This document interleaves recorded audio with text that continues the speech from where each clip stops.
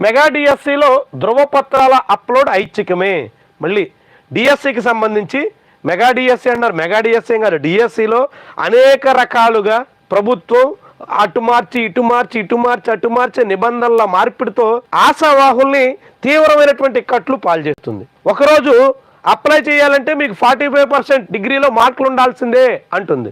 ఇంకో రోజు 45% అవసరం లేదు, మీరు పాత పద్ధతిలో టెట్కి ఏ అర్హతతో అయితే మీరు ప్రిపేర్ అయ్యారో ఆ టెట్ అర్హతలతోనే ఇప్పుడు మీరు డిఎస్సి కూడా రాయొచ్చు అంటుంది. ఇంకో రోజు ఆ తగ్గించినటువంటి 45 నుంచి 40% తగ్గించాం, అవి ఎస్సీ ఎస్టీ బీసీలకు మాత్రమే వర్తిస్తుంది, జనరల్ కేటగిరీ స్టూడెంట్స్ 50% తెచ్చుకోవాల్సిందే అంటుంది. ఇట్లా రకరకాల గందరగోళం పరిచేటువంటి రీతిలో డిఎస్సి నిబంధనలు ఉండడం వల్ల విద్యార్థులు ఆశావాహులు తీవ్రంగా సతమతమవుతున్నారు. ఎస్సీ ఎస్టీ బీసీ దివ్యాంగ విద్యార్థులకు అర్హత మార్కులు 40% తగ్గించారు. ఇదే ఇప్పుడు మాట్లాడుకుంది. 40% ఎస్సీ ఎస్టీ బీసీ దివ్యాంగ విద్యార్థులకి తగ్గించినప్పుడు మరి 45% జనరల్ స్టూడెంట్స్కి తగ్గించాలి కదా, వాళ్ళకి ఎందుకు అన్యాయం? టెట్కి 45% మార్కులు ఉంటే డిగ్రీలో టెట్ రాయొచ్చు, బీఈడీ చేయొచ్చు, బీఈడీ చేసి టెట్ రాసి 2 చోట్ల అర్హత సాధించి ఇప్పుడు డిఎస్సి రాయకూడదు అని అంటే ఎట్టా? అందులో మళ్ళీ ఎస్సీ ఎస్టీ బీసీ దివ్యాంగ విద్యార్థులకి ఉపశమనం కల్పించి జనరల్ కేటగిరీ స్టూడెంట్స్కి లేదు అంటే ఏమనాలి దీన్ని? ఇదెక్కడ విచిత్రం, ఇదెక్కడ విడ్డూరం? ఒక రిలీఫ్ ఇచ్చినప్పుడు అందరికీ అలాంటి మేరకు మీరు డిగ్రీకి బీఈడీకి లేదంటే టెట్కి ఏ రకమైనటువంటి అర్హతలతో మీరు పూర్తి చేశారో అదే అర్హతలతో డిఎస్సి కూడా రాయండి అని చెప్పాలి.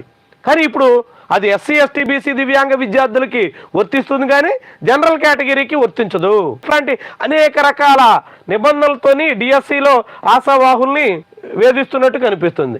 నిబంధనలు వెర్రి, అభ్యర్థులు వర్రి. డిఎస్సిలో అభ్యర్థులు తీవ్రంగా వర్రి అవుతున్నారు.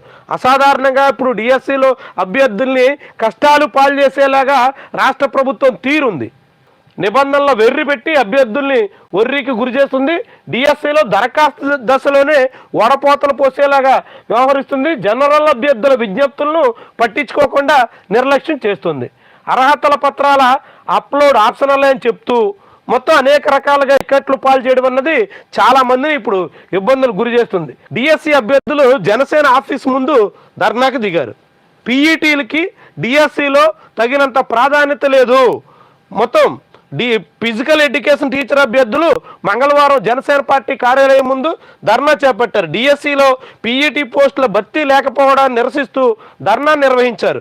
యువగళం పాదయాత్రలో నారా లోకేష్ హామీ ఇచ్చి మోసం చేశారని, మీరైనా న్యాయం చేయాలంటూ డిప్యూటీ సీఎం పవన్ కళ్యాణ్ ఉద్దేశిస్తూ ప్లకార్డులు పట్టుకుని నిరసన తెలిపారు. డిఎస్సిలో ఖాళీ పీఈటీ పోస్టుల భర్తీ చేయాలని వాళ్ళంతా డిమాండ్ చేశారు.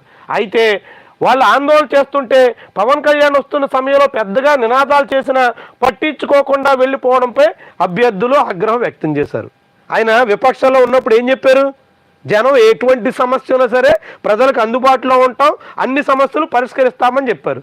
మరి డిఎస్సిలో పీఈటీ పోస్టులు తీయండి, వెయ్యండి, మాకు అవకాశం ఇవ్వండి అని ఫిజికల్ ఎడ్యుకేషన్ ట్రైనింగ్ తీసుకున్నటువంటి విద్యార్థులంతా, ఆశావాహులంతా, అభ్యర్థులంతా డిఎస్సి కోసం అని చెప్పి నిన్న జనసేన ఆఫీస్ ముందు ధర్నాకి దిగితే కనీసం వాళ్ళ వైపు చూసి పలకరించి వాళ్ళ వినతి విని వాళ్ళ గోడు వెళ్ళబోసుకునేటువంటి అవకాశం ఇద్దామన్న స్పృహ కూడా ఉప ముఖ్యమంత్రికి లేదు.